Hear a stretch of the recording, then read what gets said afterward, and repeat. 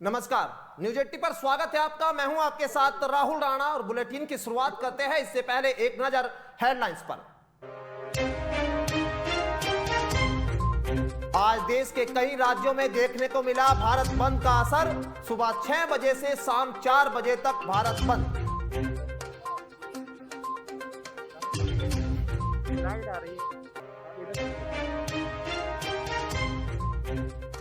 योगी cabinet का हुआ विस्तार, नए 7 मंत्रियों ने ली शपथ।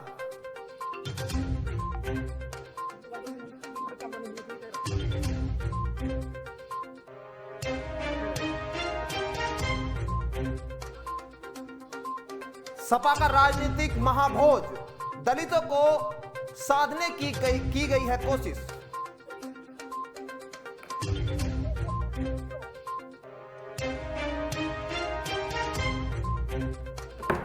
और राजनीतिक दलों ने किया भारत बंद का समर्थक, किसान नेताओं ने जानकारी से किया इनकार।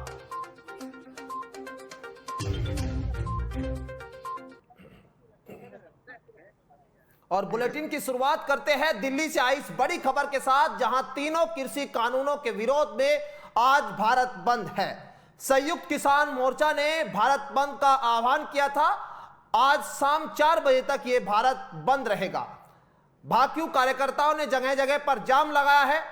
दिल्ली देहरादून हाईवे पर जाम की स्थिति साफ तौर पर देखी जा रही है। रामपुर तिराहा हाईवे पर किसान बैठे हुए हैं। दिल्ली के पास NH9 NH24 पर भी जाम है। प्रदर्शनकारी और किसान सड़कों पर बैठे हुए हैं। 12 राजनीतिक दलों ने बंद का ऐलान किया है। 12 राजनीतिक दलों ने समर्थन किया है और दिल्ली गुरुग्राम बॉर्डर पर भारत बंद का ये असर देखने को मिला है। कई किलोमीटर तक गाड़ियों की कतार, ट्रैफिक जाम से लोगों को भारी परेशानी भी उठानी पड़ रही है।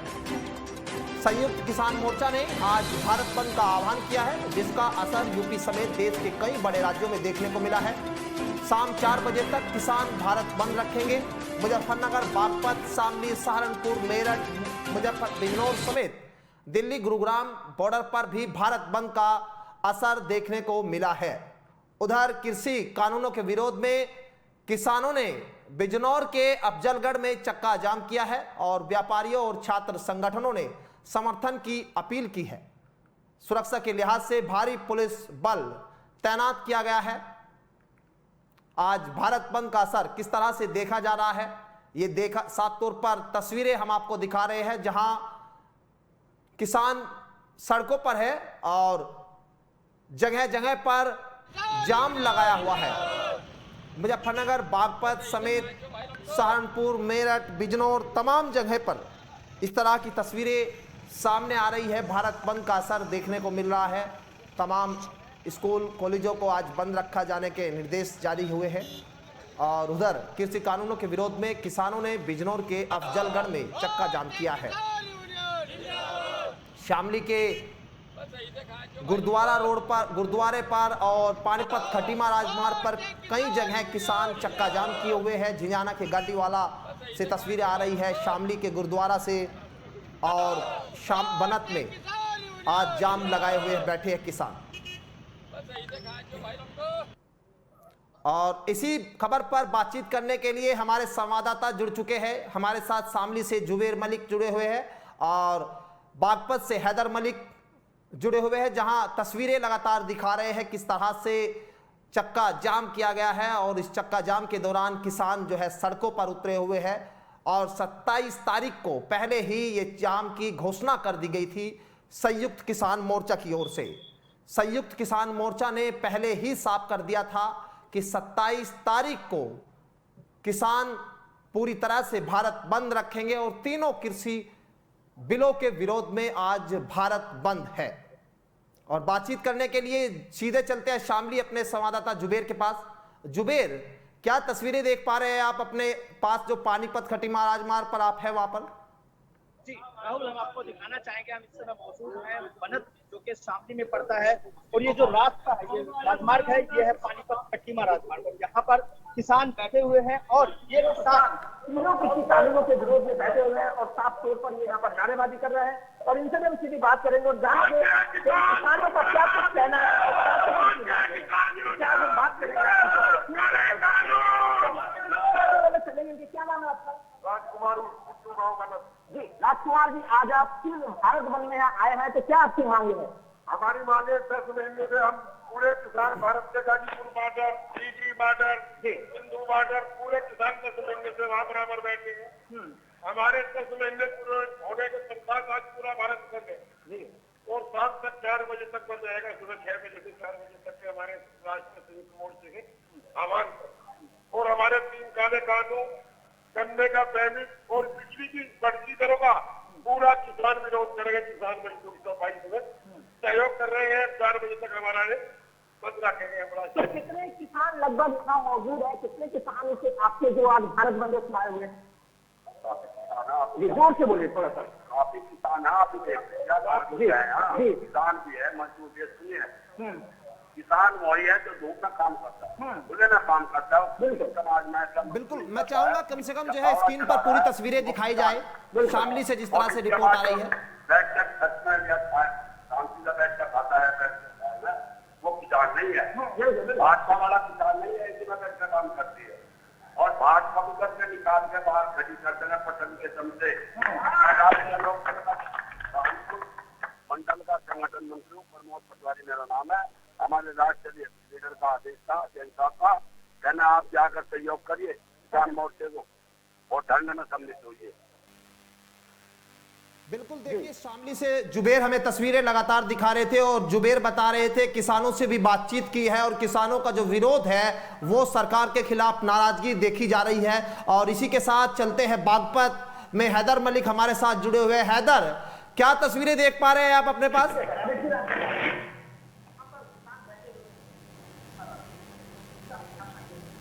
चलिए, संपर्क नहीं हो पा रहा है लेकिन लगातार जो है वो सीधे तौर पर जो है तस्वीरें देख पा रहे हैं हम। आज जगह जगह पर पानीपत खटीमा राजमार्ग की बात कर ले या फिर बागपत की बात कर ले, सहारनपुर की बात कर ले या फिर मुजफ्फरनगर, तमाम जगह पर पश्चिम उत्तर प्रदेश में भारत बंद का असर किस तरह से है और जगह जगह पर प्रशासन की ओर से भी जो व्यवस्थाएं की गई है वो व्यवस्थाएं भी साफ तौर पर देखी जा सकती है। रूट डाइवर्जन कर दिए गए हैं प्रशासन की ओर से और जगह जगह पर किसान जो है वो चक्का जाम कर रहे हैं। शाम 4 बजे तक आज यही स्थिति देखने को मिलेगी।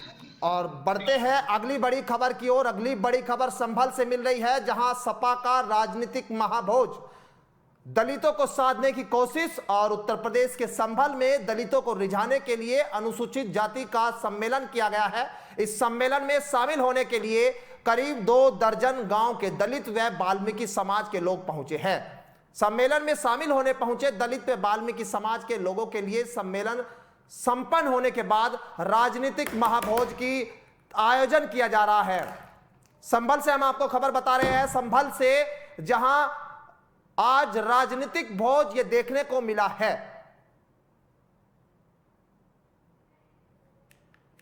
तस्वीरें आपके सामने संभल से आ रही है, जहां पर आज संभल में ये राजनीतिक भोज जो कहा जा रहा है वो देखने को मिला है। सपा का राजनीतिक भोज, दलितों को साधने की एक कोशिश। उत्तर प्रदेश के संभल में दलितों को रिझाने के लिए अनुसूचित जाति का सम्मेलन किया जा रहा है। सम्मेलन में शामिल होने पहुंचे दलित व वाल्मीकि समाज के लोगों के लिए सम्मेलन संपन्न होने के बाद राजनीतिक महाभोज का आयोजन किया गया, जहां सम्मेलन के बाद शामिल होने पहुंचे दलित व वाल्मीकि समाज के लोगों को 2022 चुनावी जमीन तैयार करने के लिए महाभोज में शाही पनीर, छोले भटूरे, तमाम चीजें बनाई गई है। और सपा विधायक इकबाल महमूद का कहना है कि सम्मेलन में आए सभी दलित हमारे मेहमान हैं और हमारी ड्यूटी है उनके खाने का इंतजाम करा जाए।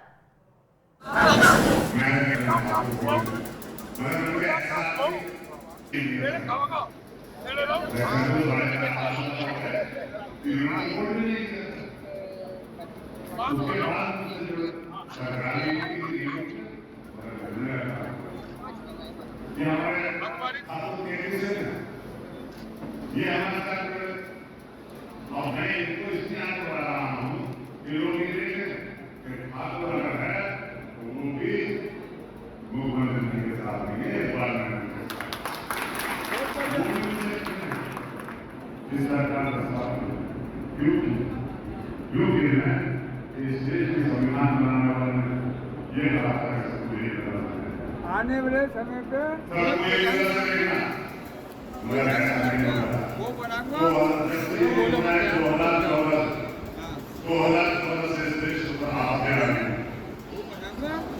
कभी कोरोना आ रहा है, कभी बाढ़ आ रही है, और तो गाँव में एक बड़ी सरकार का क्या बंद है, सरकार की क्या ड्यूटी है?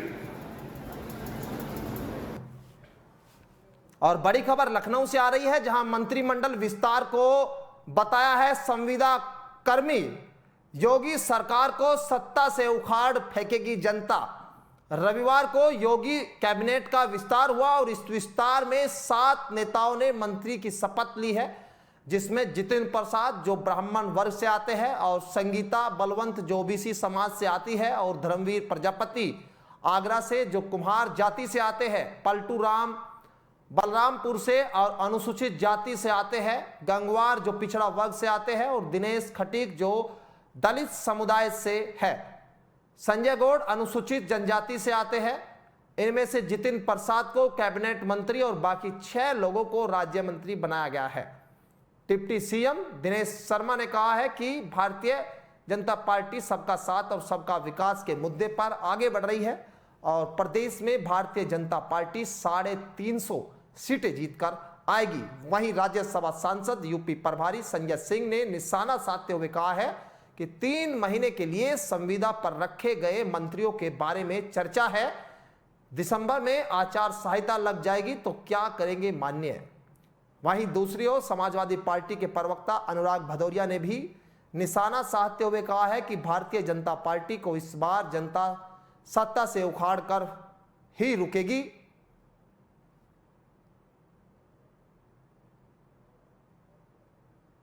प्रदेश में भारतीय जनता पार्टी को एहसास हो गया है कि अब उनको जनता ने नकार दिया है, जमीन उनकी खिसक चुकी है, तो मंत्रिमंडल में विस्तार करके वो जाति समीकरण साधने की कोशिश कर रहे हैं। लेकिन उत्तर प्रदेश की जनता ने जो 4.5 साल में भारतीय जनता पार्टी की सरकार में जो दर्द झेला है, वो वोट के माध्यम से 2022 में भारतीय जनता पार्टी को सत्ता से उखाड़ के फेंक देगी और बाईसाइकिल की सरकार होगी। आज आदित्यनाथ जी की सरकार का मंत्रिमंडल विस्तार हो गया। यह मंत्रिमंडल विस्तार बहुप्रतीक्षित था। इस मंत्रिमंडल विस्तार को लेकर तमाम तरीके के कयास लगाए जा रहे थे, लेकिन मैं इस मंत्रिमंडल विस्तार को संविदा मंत्रिमंडल विस्तार कहूंगा, क्योंकि दिसंबर में या जनवरी में आचार संहिता लग जाएगी तो 3 महीने के लिए मंत्री बनाए गए हैं। और भारतीय जनता पार्टी इस मंत्रिमंडल विस्तार के बाद दावा कर रही है कि दलितों को सम्मान दे दिया, पिछड़ों को सम्मान दे दिया, अति पिछड़ों को सम्मान दे दिया, आदिवासियों को सम्मान दे दिया।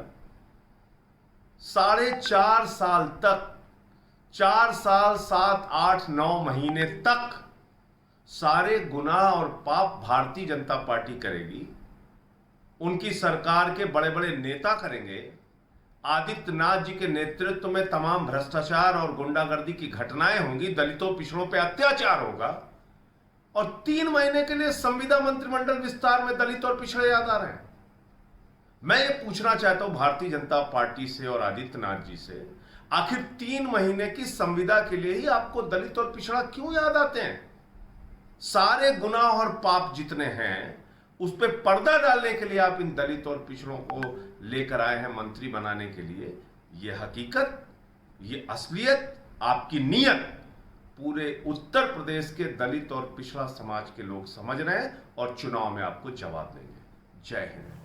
और खबर आपको बता दें कुशीनगर से, जहां ट्रेन की चपेट में आने से युवक की मौत हुई है। रेलवे लाइन पर यह मौत हुई है। रविवार को पनियाहवा पुल के निकट ट्रेन की चपेट में आने से एक युवक की मौत हो गई। जानकारी के अनुसार पनियाहवा रेलवे स्टेशन से बिहार जा रही देहरादून मुजफ्फरनगर एक्सप्रेस ट्रेन के चालक ने पनियाहवा पुल के पास एक शव पड़ा देख ट्रेन रोक दी और स्टेशन को सूचना दी है। इसकी जानकारी होने पर खड़ा पुलिस व आरपीएफ के जवान पहुंचे। बताया जा रहा है कि रेल लाइन पर पार कर रहा था युवक, तभी बिहार जा रही पैसेंजर ट्रेन की चपेट में आकर युवक की मौत हुई है। और बढ़ते हैं अगली खबर की ओर। लखनऊ से आ रही है, जहां मायावती ने सीएम योगी पर तंज कसा है। सम्राट मिहिर भोज को लेकर निशाना साधा गया है और 22 सितंबर को दादरी में सीएम योगी द्वारा गुजर सम्राट मिहिर भोज की प्रतिमा के अनावरण मामले में बीएसपी सुप्रीमो मायावती ने ट्वीट करते हुए कहा है कि गुजर शब्द हटाकर सम्राट मिहिर भोज की प्रतिमा का अनावरण किया गया है, जिसमें गुजर समाज की भावनाओं को ठेस पहुंची है और यूपी सरकार को इसके लिए माफी मांगनी चाहिए। वह प्रतिमा में इस शब्द को तुरंत जुड़वा देना चाहिए। मायावती ने ट्वीट किया है और सरकार पर निशाना साधा है। उन्होंने कहा है कि 22 सितंबर को दादरी में सीएम योगी द्वारा गुजर समाज सम्राट मिहिर भोज की प्रतिमा के अनावरण मामले में बीएसपी का ये ट्वीट, और कहा है गुजर शब्द हटाकर सम्राट मिहिर भोज की प्रतिमा का अनावरण किया गया, जिससे गुजर समाज की भावनाओं को ठेस पहुंची है।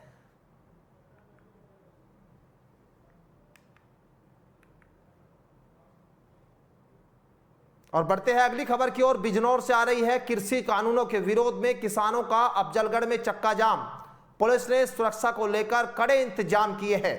कृषि कानूनों के विरोध में किसानों ने अफजलगढ़ में चक्का जाम कर दिया है और किसानों का कहना है कि जिले के 50 पॉइंट पर जमकर जाम किया गया है और साथ ही किसानों ने व्यापारियों और छात्र संगठनों से भी समर्थकों की अपील की है। समर्थन की अपील को लेकर ये जाम देखा गया है, जिस तरह से लोगों से अपील भी की जा रही है और भारत बंद का आह्वान। चक्का जाम को देखते हुए पुलिस ने सुरक्षा के कड़े इंतजाम किए हैं। पुलिस ने कहा है कि चप्पे चप्पे पर फोर्स तैनात रहेगी।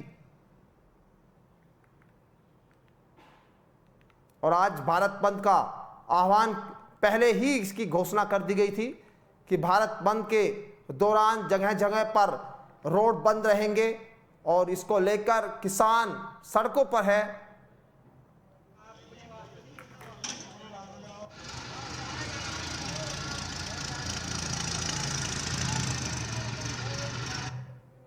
और फिलहाल मेरे साथ इस बुलेटिन में इतना ही। देश प्रदेश की तमाम खबरें देखने के लिए बने रहिए आप न्यूज़ 80 के साथ। नमस्कार।